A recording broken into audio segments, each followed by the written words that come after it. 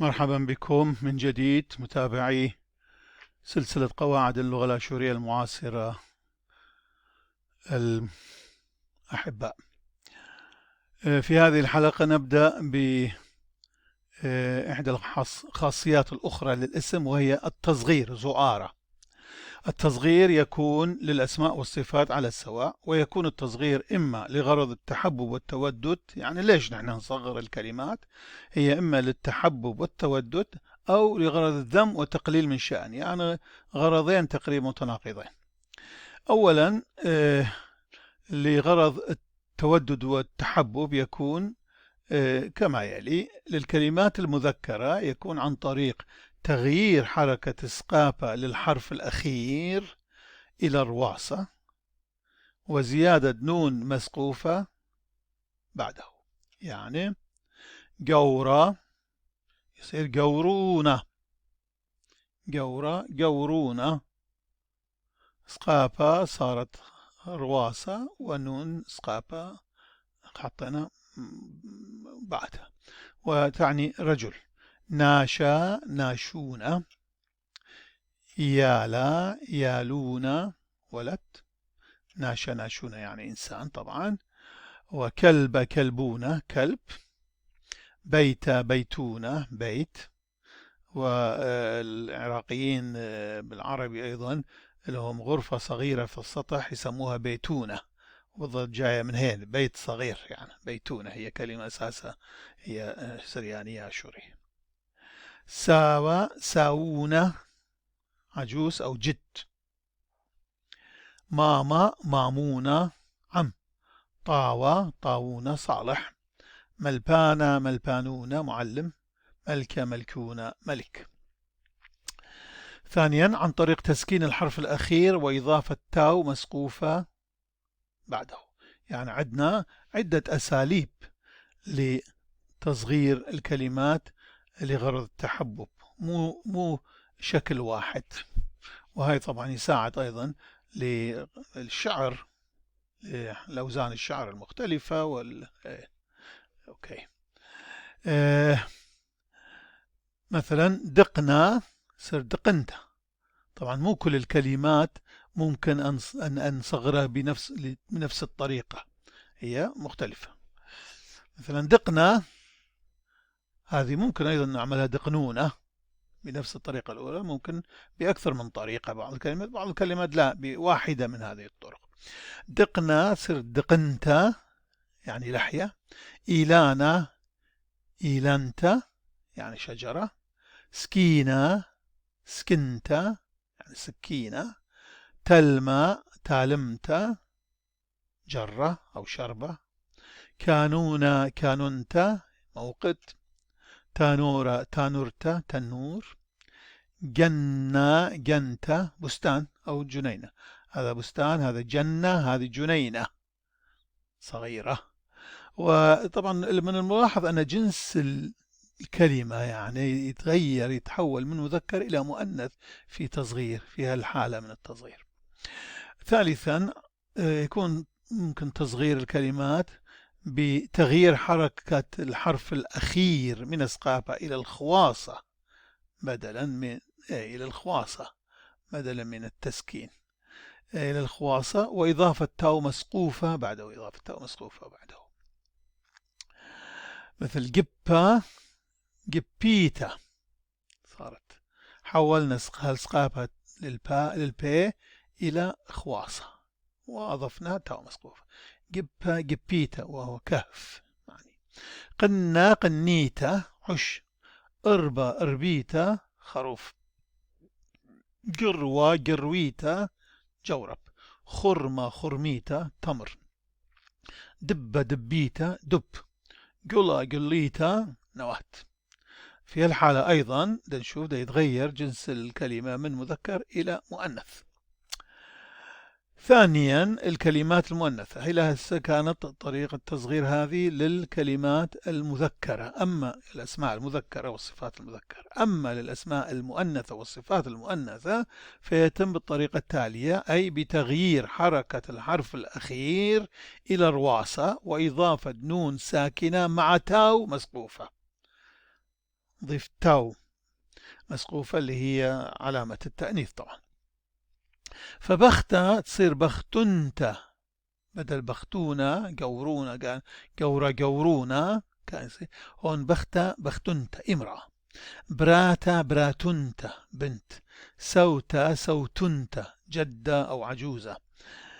عينا عيننت يعني عين. يما يمنت خلت خلتنت خالة. أمت أمتنت عمة. درت درتنت دار أو حوش.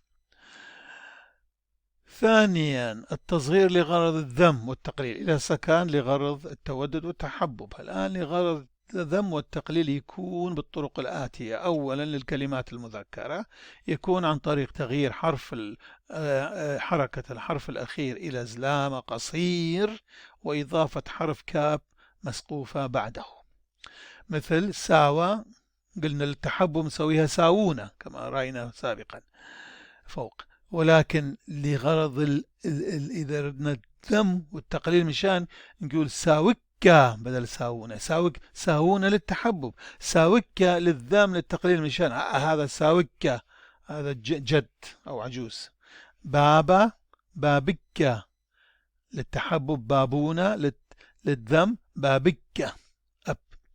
قورة رجل قوركة بدل قورة قورونة للتحبب، أما قورة قوركة للذم رجل. شورة شوركة للتحبب نقول شورونة. خورة خوركة صديق للتحبب يكون خورونة. خوارة خواركة هاي صفة طبعا أسماء وصفات، بخلي أنا أخذت بعض الأسماء وبعض الصفات حتى يكون واضح لكم. خوارة خواركة أبيض. أسيا أسيكة طبيب أيضا هي مهنة صفة أسيكة. ملبانة ملبانكة هي صفة أيضا هي مهنة وظيفة ملبانكة. إذا أردنا أن نقلل من شأن معلما هل يعني مو معلم زين كويس نقول هذا مو ملبانكة هو ملبانكة. كذلك الطبيب كذلك صفة إنسان أبيض أو شيء أبيض. ثانيا الكلمات المؤنثة إذا كانت كلمات مذكرة، الكلمات المؤنثة يكون تصغيرها للذم والتقليل من الشأن عن طريق تغيير الحرف الأخير إلى زلام قصير مثل هاي، وإضافة كاب ساكنة مع تاء مسقوفة. هنا فقط كاب مسقوفة ولكنها كاب ساكنة مع تاء مسقوفة اللي هي حرف التأنيث أو علامة التأنيث تاء. فمثلا بختة الامرأة نقول بختكتة بختكتة. للرجل قورة قوركة إما بختة بختكتة. براتة براتكتة. سوتة سوتكتة جدة عجوز. أينا أينكتة عين. يما يمكتة خلت خلتكتة خالة. أمت أمتكتة عمة. درت درتكتة دار. خوارت خوارتكتة بيضاء. ملبنت ملبنتكتة معلمة وإلى آخره. انتهينا من التصغير، نأتي إلى الجذم وهي الخاصية الأخرى من خواص الاسم. جذم قدامه. جذم الاسم يعني قطع أو بتر حرفا أو أكثر من نهايته مع تغيير في حركاته، مثل خيل من خيلة، برون من برونة، كوم من كومة. واعلم أن الجذم يستعمل اليوم بصورة رئيسية في الأسماء المركبة أو في الإضافة، كما الأسماء المركبة مثل شفنا سابقا في أنواع الأسماء، وفي أيضا الإضافة مثل ما سنرى لاحقا راح نشوف الإضافة. فمثلا نقول بيت كريهة، بيت كريهة بدلا من بيتا دكريهة، هاي بيتا نجذمها يصير بيت. وخال خال رمشة بدلا من خالد رمشة وتعني أكل المساء يعني عشاء. سبرد يوما وتعني كتاب اليوم أو جريدة يوم. روزنامة سبر يومه. شمة سعرانة تعني اسم الفعل، نقدر نركبها بجذم الكلمة الأولى شمة إلى شم سعرانة. طرق المستعملة في جذم الكلمات. طبعا مو كل الكلمات تجذم بنفس الطريقة، ولكن هناك طرق مختلفة لشكل الأسماء المختلفة. طبعا يتوقف على عدد أحرف الكلمة وعدد المقاطع التي في الكلمة، وهنا يأتي دور وأهمية المقطع اللي تحدثنا عنه في الحلقة الأولى. الأسماء من حيث طرق جذمها تنقسم إلى مجموعات مختلفة، هي أولا الأسماء التي تتكون من 3 أحرف بمقطعين، تجذم بحذف الألب الختامية وتسكين الحرف الأخير. فمثلا ريشة تصير ريش تعني الرأس، شمة تصير شم تعني الاسم، دمة تصير دم وهي الدم، لبة تصير لب وهي قلب أو لب، جبة تصير جب وهي حزب، قتة تصير قت وتعني يد أو ممسك، سبة تصير سب تعني لقمة، ناتا تصير نات وهي تعني الأذن، باتا تصير بات وتعني الوجه، ماتا تصير مات وتعني قرية، خاتا تصير خات وتعني أخت، مارا تصير مار وتعني صاحب أو رب. ثانيا الأسماء المتكونة من 4 أحرف بمقطعين يتم جذمها كما يلي. إذا كان الحرف الأول فيها ساكنا، الحرف الأول يكون ساكن بها، تجذم بتسكين الحرف الأخير بعد حذف ألب الختام. يعني براتا 4 أحرف مقطعين برا وتا، الأولى حرف الأول ساكن تصير برات، براتا تصير برات وتعني البنت، خالة تصير خال وتعني أكل أو طعام، حرف الأول ساكن وأيضا لا يلفظ، أكل طعام. خماتة تصير خمات وتعني الحمات، خماطة تصير خماط وتعني الأبرة، قدالة تصير قدال وتعني الرقبة، خمارة تصير خمار وتعني الحمار، زمارة تصير زمار وتعني غناء.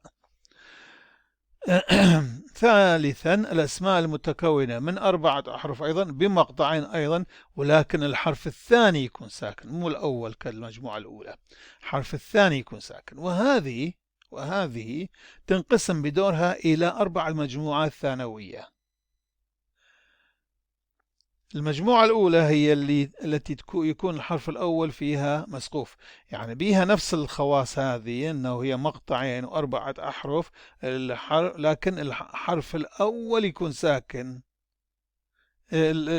عفوا الحرف الثاني ساكن، يعني بيها 3 خواص مشتركة، 4 أحرف مقطعين، حرف الثاني ساكن. لكن المجموعة الأولى عندما يكون الحرف الأول يبدأ له حركة سقاطة، تجذم بإعطاء زلامة طويل للحرف الساكن اللي هو الثاني، وتسكين الحرف الثالث مع حذف ألب الختام. فمعنى كان هي 4 أحرف مقطعين، حرف الثاني ساكن أيضا، ولكن الأول له سقاطة فتجذم بهذه الطريقة. كاهن، نعطي زلامة للثاني، نسكن الأخير ونرمي خارجا، نحذف ألب الختام. كاهن بالعربي. هنا أريد ملاحظة، شفت في كثير من الكلمات اللي جاءت أيضا سابقا أنه تشبه نفس كلمة عربي بعد بترها.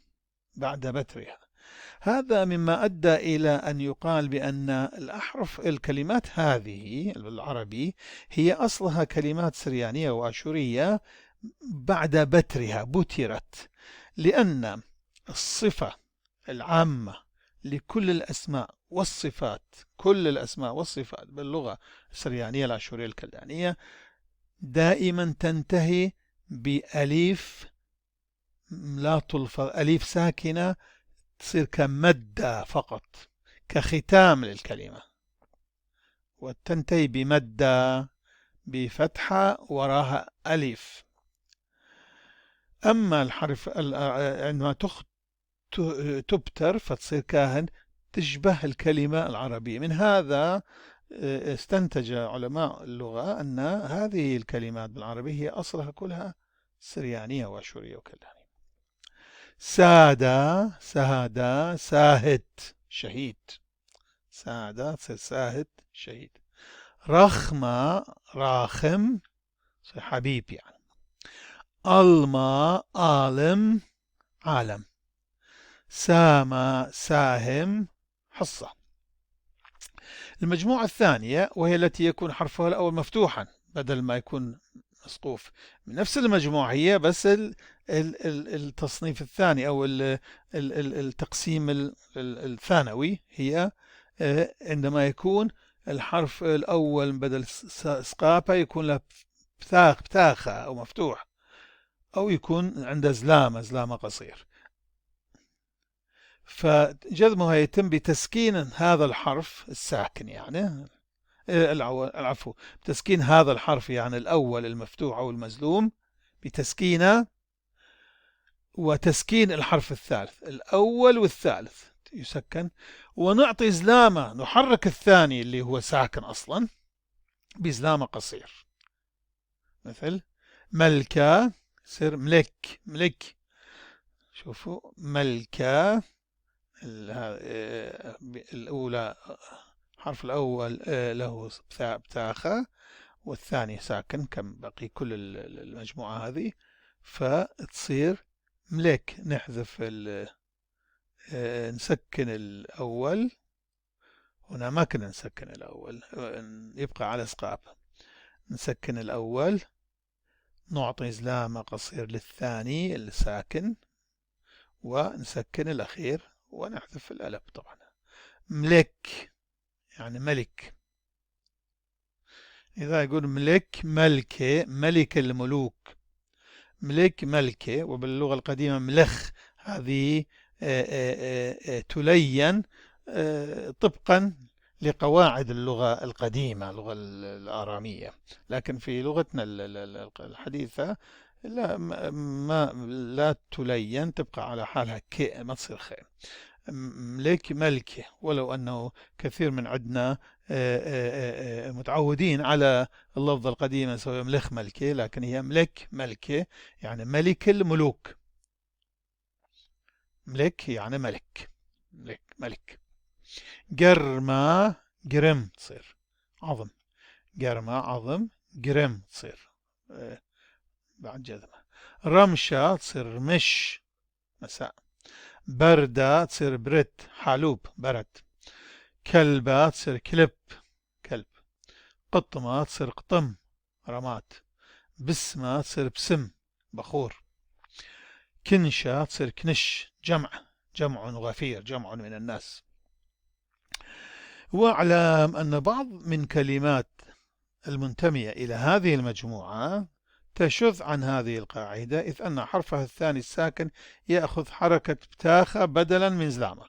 هنا قلنا فقط هذا يكون شواذها هو أنه بدل زلامة حرف الثاني يأخذ بتاخة، وهي لها نفس شكل هالكلمة المجموعة، بس هي شاذة. وهي مثلها ترعى، بدل تصير ترع، كان لازم تصير ترع، لكن هنا تصير ترع، تشث، بدل زلامة تأخذ بتاخة، ترع، ترعى، ترع، وتعني باب. زونة، زون، زمان. كرمة، كرم، كرم، بستان العنب. خقلة، خقل، خقلة، خقل يعني حقل. درغة، درغ يعني درجة، رتبة. قورة، قور يعني رجل. المجموعة الثالثة هي التي يكون حرفها الثاني الساكن هذا من حروف العلة. يعني عندما يكون الحرف الساكن الثاني اللي هي خاصية عامة لكل هالمجموعة، لكن هالمجموعة الثانوية هي الثالثة في هالمجموعة، هي أنه الحرف الثاني ساكن، مو أي حرف ولكن من حروف العلة هي، يعني ألب أو يوت. يعني حروف العلة في اللغة الأشورية فقط اثنين حرفين، حرف الألا ألف والياء، ألب ويوت. فيكون جزم هالكلمات هذه بقلب حركة الحرف الأول إلى زلامة طويل، مع ترك الثاني ساكن عكس كل قبلها، وتسكين الحرف الثالث مع حذف طبعا ألف الختام، هاي شيء مشترك. مثلا خيلة كان لازم تكون أما خيل أو خيل حسب القاعدة، حسب المجموعات الأخرى، لكن لا، تصير خيلة تصير خيل. نقلب بتاخة مال الأول إلى زلامة طويل، ونخلي الساكن الثاني ساكن، خلي الحرف الثاني ساكن كما هو بالأصل، ونسكن الثالث ونحذف ألف. خيلة تصير خيل يعني قوة. بيتا تصير بيت يعني بيت. أينا تصير عين يعني عين. قيسة تصير قيس خشب. ديوة تصير ديو يعني ذئب. سيمة تصير سيم يعني فضة. المجموعة الرابعة ثانوية، طبعا مجموعة ثانوية من هالمجموعة هي التي يكون الحرف الثالث فيها يود، يعني حرف علة يود، بس يود مو ألف. حرف الثالث فيها الثالث مو الثاني، الثالث يود. ففي هذه الحالة نحذف هذا الحرف اليود الثالث يحذف، ونسكن الحرف الأول، ونعطي حركة زلامة طويل للحرف الثاني اللي هو ساكن، مع الاحتفاظ بألب الختام. نحتفظ ما نرمي. أشوف في المجموعات السابقة كلها الألب الأخير ألب الختام كان تحذف، هنا تبقى على حالها.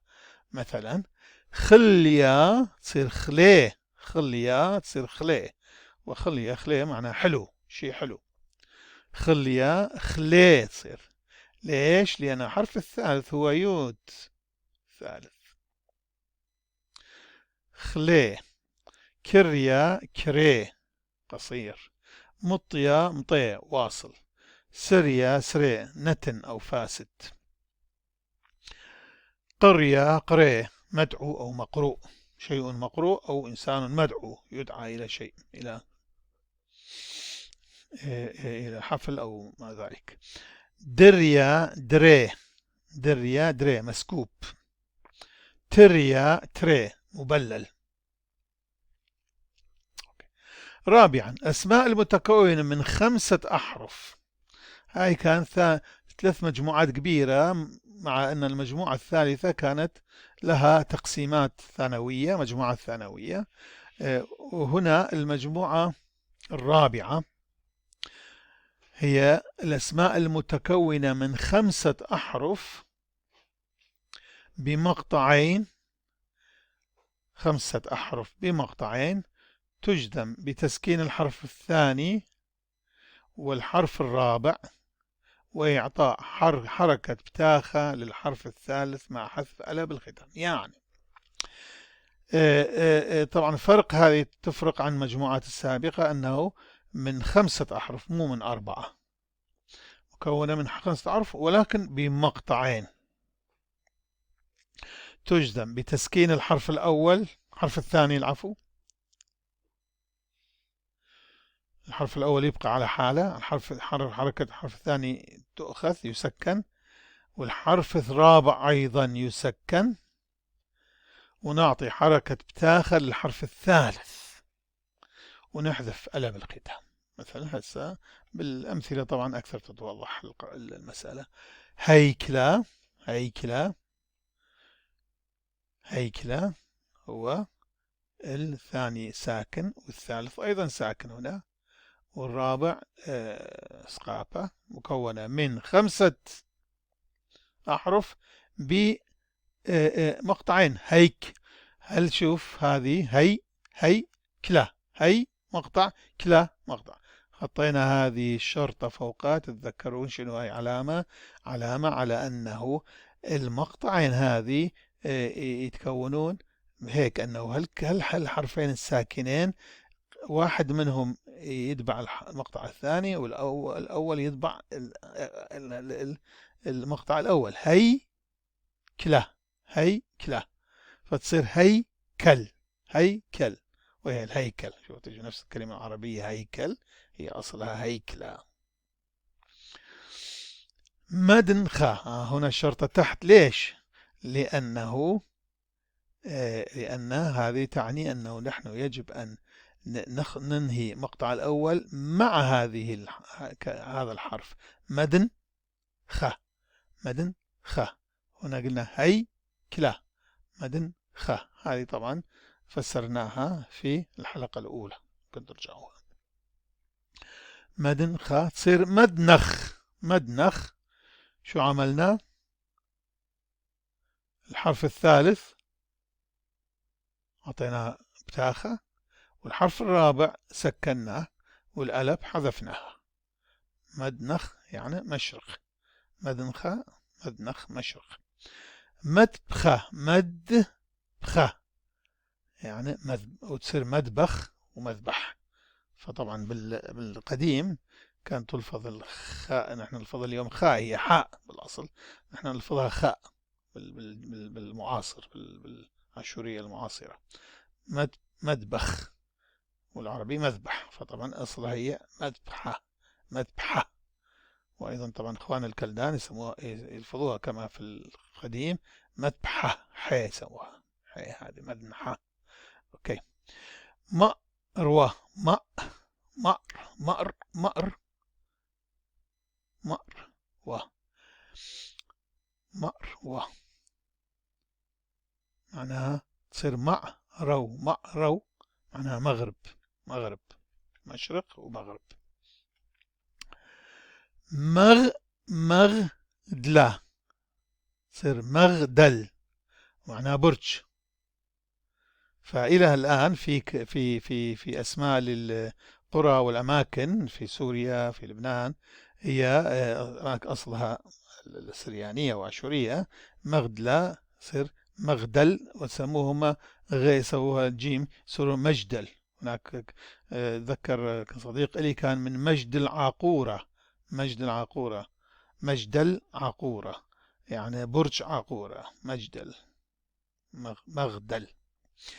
مقدشة، مقدشة يصير مقدش، ومعناها مقدس، مقدس. والظاهر أيضا هذه أصلها هي مقدشة. جربية تصير جربي يعني شمال. تيم يعني شرطة فوق، شرطة تحت. شرطة تحت معناها يجب أن تنهي المقطع الأول مع هالكلمة. شرطة فوق يعني تنهي المقطع الأول مع الثاني، مع الثاني. جربية، تيمنا، تيمنا هي وتصير تيمن جنوب.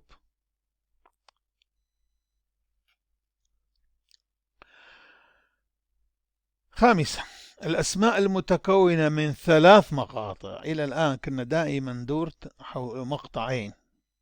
كل الكلمات إلى الآن، كل المجموعات كان لها مقطعين، سواء 3 قسم. المجموعة الأولى 3 حروف، المجموعة الثانية 4 أحرف ولكن وهي على أنواع مختلفة. المجموعة الثالثة كانت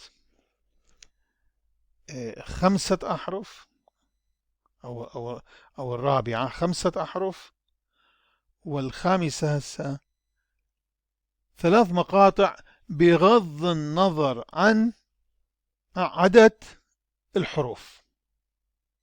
عدد الحروف مهما كانت، طبعا من 5 فما فوق، مهما كانت الأحرف. المهم أن تكون 3 مقاطع. وهذه المجموعة تجزم بتسكين حرفها الأخير فقط، ما علينا من حركات الحرف الأول والثاني والثالث إذا كان ساكن أو غير ساكن، ما علينا منه مهما كان. بس المهم هي 3 مقاطع. شو نسوي؟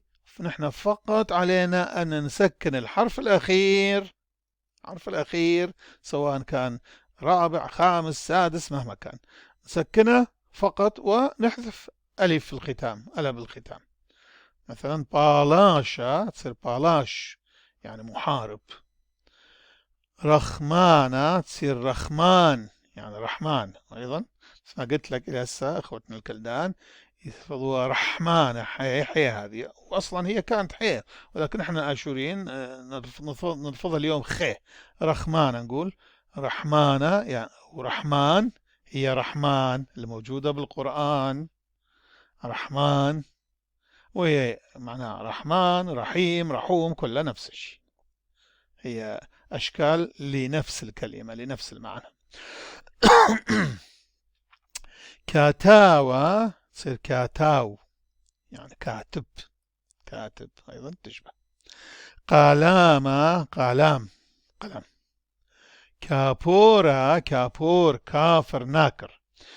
ويرجى الملاحظة أنه كافر اللي هي موجودة كثير في القرآن، كافر معناها ناكر بالأرامي وبالآشوري وبالكلداني. كابورا كافر أو ناكر يعني من ينكر وجود الله، ينكر الله فهو كافر. فكابورا سواء هي كافر أو ناكر، ناكر الله خاصة. الكافر هو ناكر الله خصوصي، أما كافر عامة هو ناكر.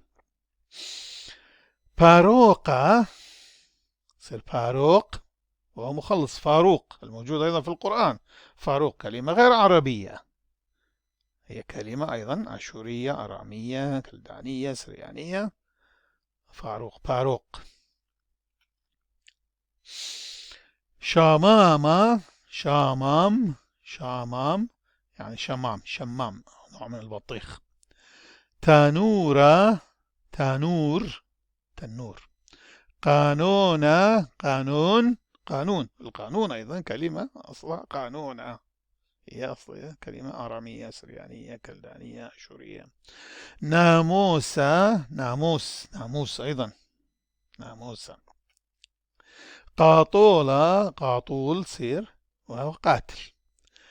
أومانوتا تصير أومانوت وتعني الفن، فن. جباروتا تصير جباروت وتعني جبروت.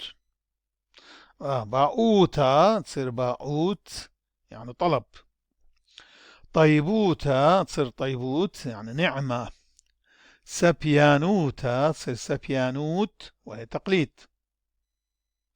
أمتانايوتا تصير أمتانايوت مع تعني الأموية أو الأممية، من الأمة أموية.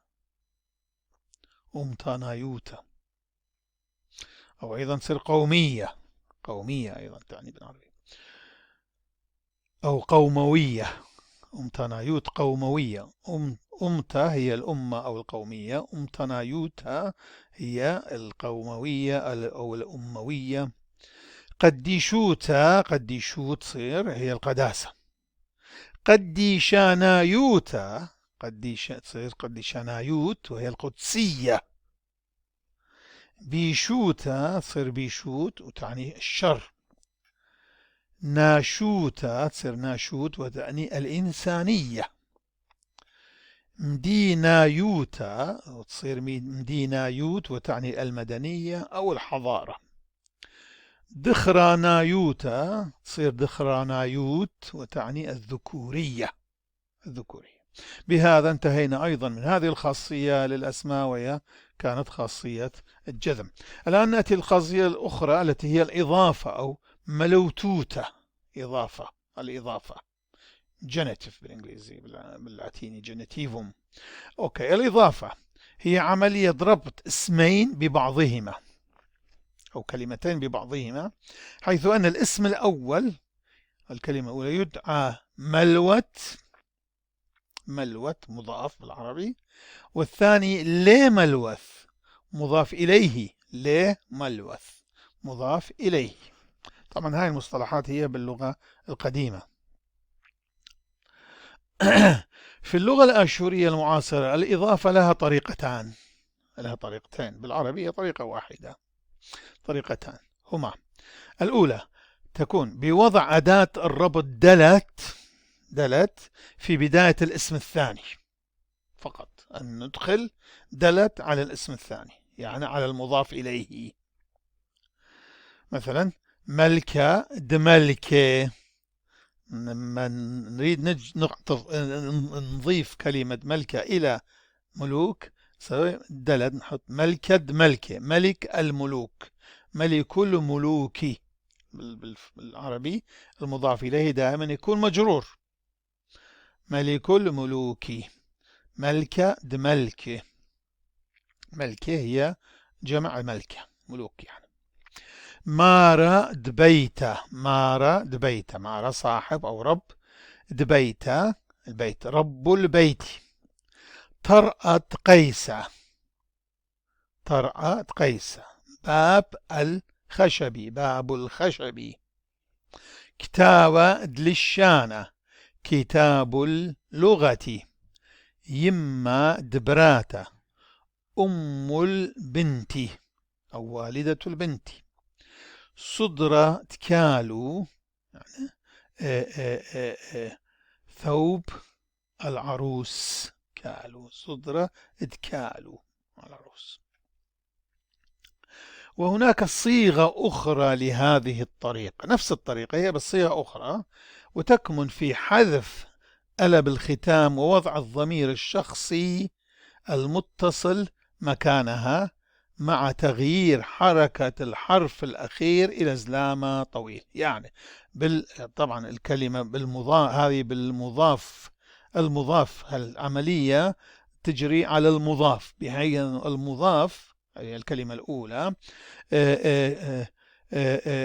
نحذف ألف الختام ونضع ضمير شخصي المتصل مكان الألف، مكان الألف، مع تغيير حركة الحرف الأخير يعني ما قبله إلى زلامة طويل. طبعا هاي تغيير الحرف الأخير إلى زلامة، هاي من ضرورات من قاعدة الضمير المتصل. عندما يتصل، إذا ترجعون إلى الضمير المتصل راح تشوفون أنه قلنا أنه الكلمة التي يسبقها يجب أن تأخذ حركة الفلانية، هاي من ضرورات ذلك.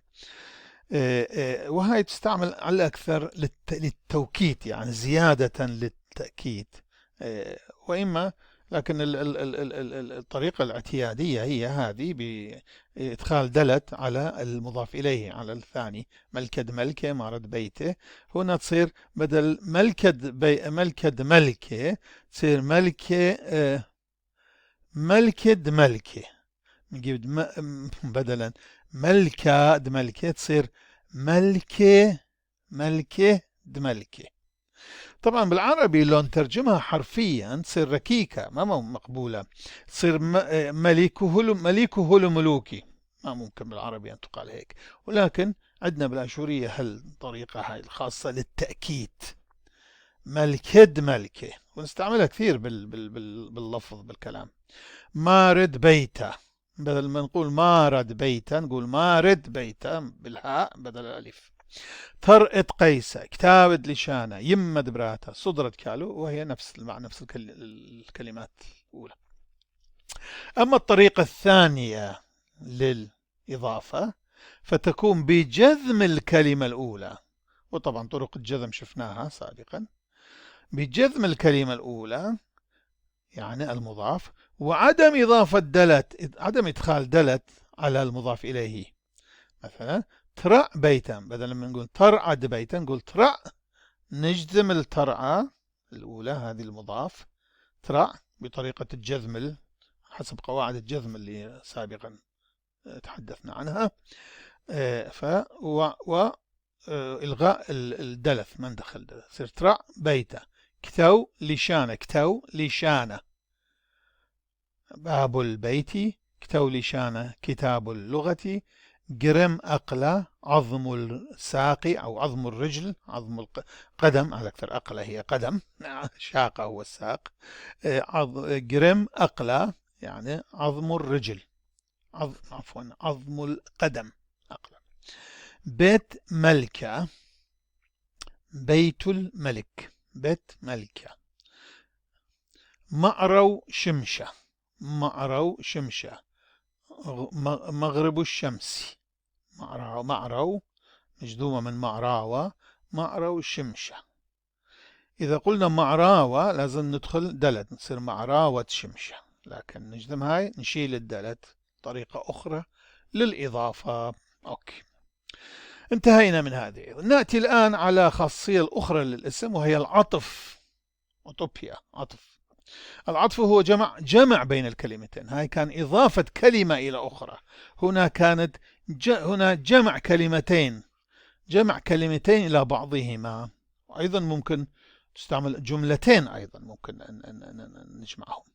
جمع كلمتين أن نعطفهم إلى بعضهم. جمع الكلمتين إلى بعضهما بإدخال حرف واو، مش حرف دلت، حرف واو على الكلمة الثانية، ووضع أو بوضع كلمة أب بينهما. ما ندخلها على أي من كلمتين، لكن نضعها بينهم، هي كلمة لأنه أب معناها كذلك. الكلمة الأولى تدعى عطيفة، معطوف بالعربي. الكلمة الثانية تدعى عاطوفة، وهو المعطوف عليه. معطوف عطيفة، معطوف عليه عاطوفة. أمثلة: آشر وسرغون ملكة آتوريوا. آشور وسرغون ملوك كانوا ملوك آشور. أو نقول آشور أبسرغون ملكة آتوريوا، يعني آشور كذلك سرغون، أبسرغون ملكة آشور. هي هاي طريقة اللي بها نعطف الكلمات وجمل أيضا لبعضهم. انتهينا. العفو. نأتي إلى قواعد العطف، قوانين، قانون العطافة، قواعد العطف. شلون نعطف؟ عطف عنده بعض القوانين. أولا، يجوز العطف بين اسمين، مثل ما قلنا بابا وبرونا، آشر وسرغون، بابا وبرونا الأب والابن. أو بين ضمير واسم، هاو وآشر، هو وآشور، هاو وبرونا، هو والابن، يعني الأب بدل الأب هو والابن، هو وآشور. أو بين فعلين، ممكن نعطف على بين فعلين نعطفهم، قريل وكتولة، قرأ وكتب، أيضا بالعربي سارية. ثانيا، القاعدة الثانية: إذا كان المعطوف والمعطوف عليه اسمان ودخل حرف جر على الأول، يمكن إدخاله على الثاني أو عدم إدخاله. يعني ممكن ندخله على الثاني أو لا ندخله، صحيح يكون. مثلا: دريلي شلامة الآشر السرغون، سلمت على آشور وعلى سرغون، حرف جر دخل هنا، حرف جر على سلمت على عاشور وعلى سرغون. أو ممكن نقول دريلي شلامة الآشر وسرغون، سلمت على آشور وسرغون، أيضا بالعربي ماشي.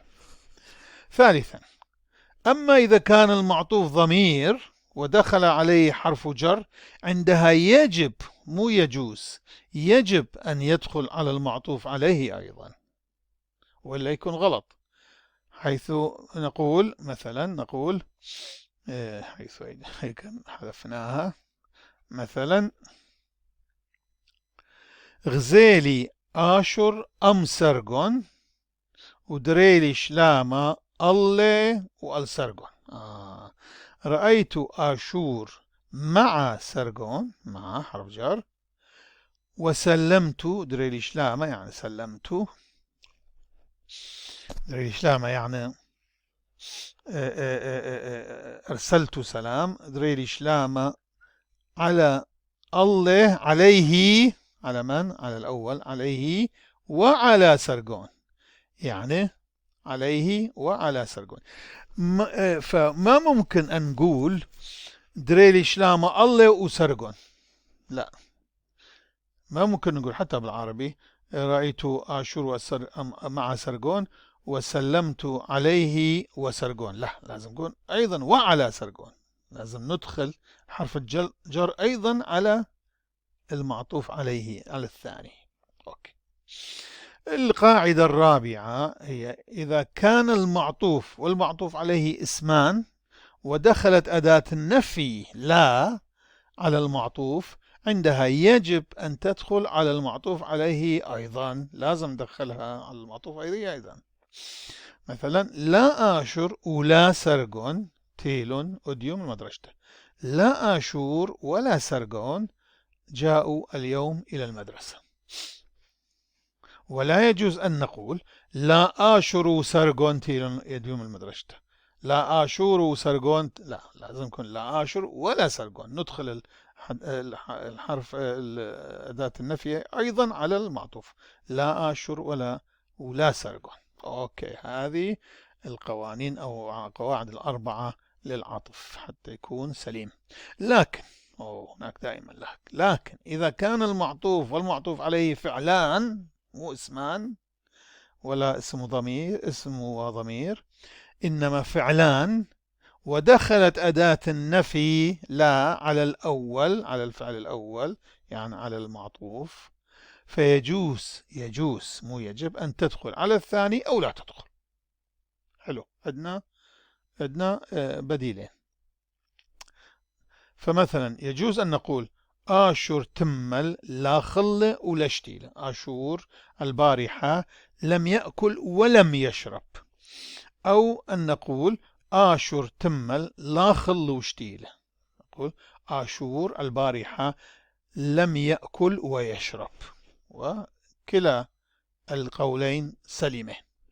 خامسا الفعل يتبع المعطوف. القاعدة الخامسة هي للعطف أنه فعل يتبع المعطوف وليس المعطوف عليه في الإفراد والجمع والتذكير والتأنيث. مثلا نقول تيل ملكة وبراته، تيل جاء الملك، فجاء هو فعل يتبع الأول، ملك هو اسم مفرد ومذكر، فلذلك يجب أن نضع الفعل في صيغة المفرد المذكر، وهي هذه الهي هي علامة التذكير. تيل جاء الملك وابنته، أو نقول تيلا يما وبراته، إذا كان الأول المعطوف مذكر فلازم الفعل يكون صيغة مذكر، إذا كان مؤنث يما فتصير على صيغة المؤنث. تيلا هاي الهاء عليها نقطة وما قبلها اسقاطة يأخذ مو زلامة مثل المذكر، وهي طبعا شرحناها في حين، ولا سنشرحها في بعد في حقل في فصل الأفعال. تيلا يما وبابا آشور، جاءت أم وأب آشور. ولا يجوز أن نقول تيلا يما وبابا آشور، يعني الفعل مذكر والمعطوف مؤنث، لا، بل يجب أن نقول تيلا كما قلنا هنا تيلا يما وبابا آشور، أو أن نقول تيلا بابا ويما آشور، أو أن المعطوف نسوي مذكر ذاك الوقت نستعمل الفعل بصيغة المذكر. أوكي. وعندنا طبعا بديل آخر هو أنه نضع الفعل في حالة جمع بدل المفرد، هنا يشمل الاثنين، فما يكون فرق بين سواء كان الأول مذكر والثاني المؤنث، أو كان الأول مؤنث، الاسم الأول مؤنث والثاني مذكر. فنقول تيلون بابا وبراته جاءوا الأب ابنته، جاءوا وضعناه في صيغة الجمع. بما أنه بالأشورية طبعا بالعربي غير الشكل، الأشورية صيغة الشخص الغائب الجمع هو نفسه للمذكر والمؤنث، ما في فرق. أما في المفرد في فرق، فلذلك ما نفرق. تيل يما وبابة آشو، سواء هي المعطوف يكون مذكر أو مؤنث، بما أنه الفعل هو في صيغة الجمع فيشمل كليهما، بغض النظر على من يأتي قبل من هو المعطوف ومن هو المعطوف عليه. أوكي، هنا ننتهي أيضا من هذه الخاصية ونأتي إلى خاصية أخرى والأخيرة للاسم، وهي المعرفة والنكرة. المعرفة والنكرة، زنام تخمة وزنا لم تخمة، صيغة المعرفة وصيغة النكرة. في اللغة الآشورية المعاصرة لا وجود لأداة التعريف واللي بالإنجليزية أيضا ذي، ما في. لكن الاسم عموما هو في حالة معرفة، وإذا أردنا أن نجعله نكرة نضع قبله كلمة خا للمفرد المذكر، وغدا للمفرد المؤنث، وخكمة للجمع لكلا الجنسين. والظاهر أنه بالعامية العراقية العربية نقول دائما جاء فد ولد، جتي فد بنت، فد دائما نستعمل ولنكون النكرة، نكرة مو معرفة. جاء ظاهر أنه هي طريقة السريانية والآشورية. نضع كلمة خا للمذكر المفرد المذكر، وغداء للمفرد المؤنث، خكمة للجمع لكلا الجنسين، مثل ما تشوف في اللوحة هذا. معرفة نكرة. يالا تيله، جاء الولد. وهنا طبعا ملاحظة أنه باللغة الآشورية الفعل يسبق الفاعل، في العربية بالعكس، الفاعل يسبق، عفوا بالآشورية الفاعل يسبق الفعل، وفي العربي الفعل يسبق الفاعل. يالا تيله، جاء الولد، بما أنه ما في خاء أو ختاء معناه معرفة هو. يالا تيله، جاء الولد. خايالا تيله، جاء ولد، فد ولد، جاء بالعامية العراقية أيضا خليها هاي فد ولد. خايالا تيله، جاء ولد. يال تيل، جاء الأولاد. خكما يال تيل، جاء أولاد نكرة. براتا تيلا، جاءت البنت. غدا براتا تيلا، فد بنت جدي، جاءت بنت ما. بنات تيل، جاءت البنات. خكم بنات تيل، جاءت بنات. أما إذا كان الاسم مفعولا به في الجملة يمكننا وضع حرف لمت قبله لتأكيد المعرفة أو عدم وضعها. أما للنكرة فيجب استخدام كلمة خاغدا خكمة مثل ما كان سابقا. إذا كان يعني الاسم جاي بالجملة هو ايش اسمه، هو مفعول به. مثلا بالمعرفة نقول غزيلي ليالة، رأيت الولد، يعني لمت هذه وضعناها قبل ليالة للتأكيد أنه معرفة. أو نقول غزيلي يالة بدون هذا. رأيت الولد. غزيلي خيالة، رأيت ولدا نكرة. غزيلي ليالة جمع، رأيت الأولاد. غزيلي خكمة يالة، رأيت أولادا. غزيلي البراتا أو غزيلي براتا، رأيت البنت.